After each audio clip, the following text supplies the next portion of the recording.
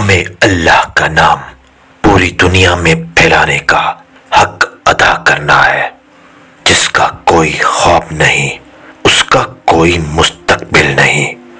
ہمیں ریاست میں موجود شیاطین سے ڈرنا نہیں، بلکہ ان کے خلاف کھڑے ہونا چاہیے۔ جو کچھ ہمارے دل میں ہے وہ ہم تلواروں سے ظاہر کرتے ہیں۔ اے کافرو، شان و شوکت تم رکھ لو، ہمارے لیے شہادت کافی ہے۔ میں صرف ظلم و جبر اور غداری کا دشمن ہوں۔ پوری دنیا بھی اگر خلاف ہو جائے تو یہ نہیں ہو سکتا کہ ہم کسی ظالم کا ساتھ دیں۔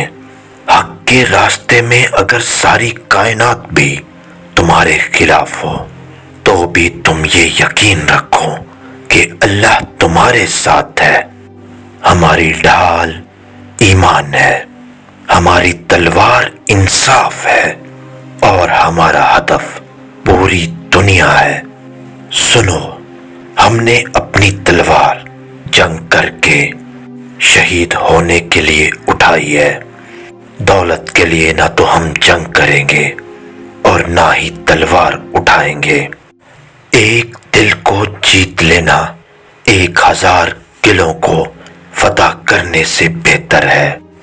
قرآن کریم کی ایک آیت ہے، اور سب اللہ کی رسی کو مضبوطی سے تھام لو اور تفرقے میں نہ پڑو۔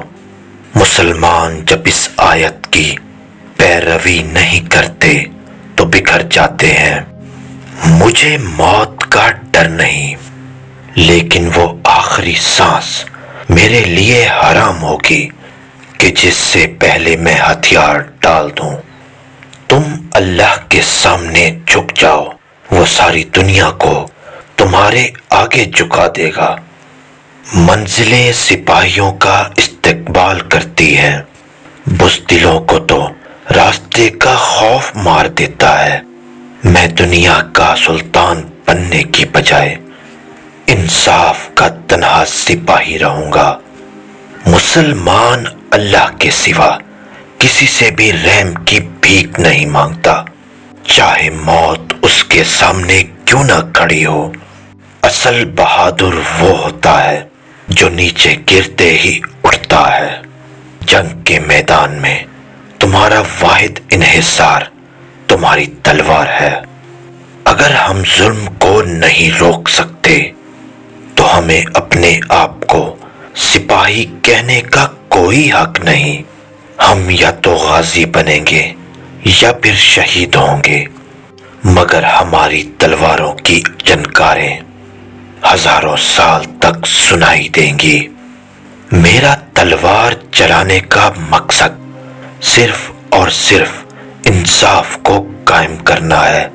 مجھے یہ ہرگز گوارا نہیں کہ یہ سرزمین جسے ہم نے انصاف سے روشن کیا اسے کوئی پھر سے ظلم سے آلودہ کر دے۔ ہم ایک بار مریں گے مگر 1000 بار دوبارہ جی اٹھیں گے۔ اگر اللہ تمہارے ساتھ ہے تو پھر اس بات کی کوئی پرواہ نہیں کہ کون تمہارے خلاف ہے۔ ہمارے اسلاف کی داستانیں بچوں کو سلانے کے لیے نہیں بلکہ مردوں کو جگانے کے لیے سنائی جاتی ہیں۔ دشمن بنانے کے لیے ضروری نہیں کہ آپ کسی سے لڑائی کریں، بس حق اور سچ بولیں۔ دشمن آپ کے اپنے خاندان میں ہی مل جائیں گے۔ جب آپ کی جان کو خطرہ ہو تو صدقہ دے کر جان بچائیں، اور جب دین کو خطرہ ہو تو اپنی جان دے کر دین کو بچائیں۔ مسلمان کے 2 ہی شوق ہوتے ہیں، جب آذان ہو جائے تو مسجد کی طرف دوڑتا ہے، اور جب جنگ کا اعلان ہو جائے تو جہاد کے میدان کی طرف دوڑتا ہے۔ حق کی راہ پر چلنے والوں کو میرا رب تنہا نہیں چھوڑتا۔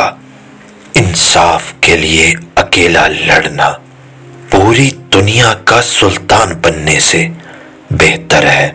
جن مظلوموں کے ساتھ کوئی نہیں ہوتا ان کے ساتھ اللہ ہوتا ہے۔ اگر تم نے اپنے دشمن کے قبضے میں اپنا وطن ہی نہیں بلکہ ایک پتھر کا ٹکڑا بھی رہنے دیا تو مصیبتیں تمہارا مقدر ہوں گی۔ اپنوں کی طرف سے دھوکہ انسان کو ٹکڑے ٹکڑے کر دیتا ہے۔ ہم خیانت اور دھوکہ دہی سے کوئی کامیابی حاصل کرنے کی بجائے موت کو ترجیح دیتے ہیں۔ مومن وہی ہوتا ہے جو ناکامی پر غمگین نہ ہو اور نہ ہی جیت پر غرور کرے۔ مومن ہمیشہ تقوی کا راستہ اختیار کرتا ہے اور پھر کوئی اس کا راستہ نہیں روک سکتا۔ گیدڑوں کی حکمرانی اس وقت تک قائم رہتی ہے کہ جب تک شیر واپس نہیں آ جاتے۔ ہم تو پیدا ہی اس خاندان میں ہوئے ہیں جس کا نہ تو دل کمزور ہے اور نہ ہی خون۔ جس دن ہم نے یہ یقین کرنا شروع کر دیا کہ فتح اللہ کی نہیں ہماری ہے اور اپنا مقصد بھول کر شہرت اور مال غنیمت کے لیے جد و جہد شروع کر دی، اس دن ہمارا رب ہمیں رسوا کر دے گا۔ میں مظلوموں کی حفاظت کروں گا یہاں تک کہ وہ میرا دشمن ہے، لیکن میں غدار کو معاف نہیں کروں گا چاہے وہ میرا بھائی ہو۔ مایوسی ہمارے لیے حرام ہے۔ ہمیں اللہ کی رحمت سے مایوس نہ ہونے کا حکم دیا گیا ہے۔ اگر ہم گر جاتے ہیں تو پوری اسلامی دنیا گر جائے گی۔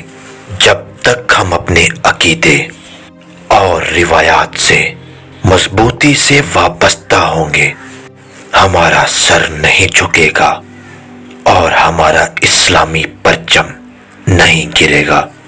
غیرت جب زنگ آلود ہو جاتی ہے تو تلوار صرف رقص میں استعمال ہوتی ہے۔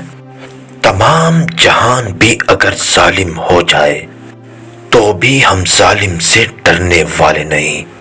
دشمن کو طاقتور ہونے دو تاکہ ہماری بھی ہمت کا امتحان ہو جائے۔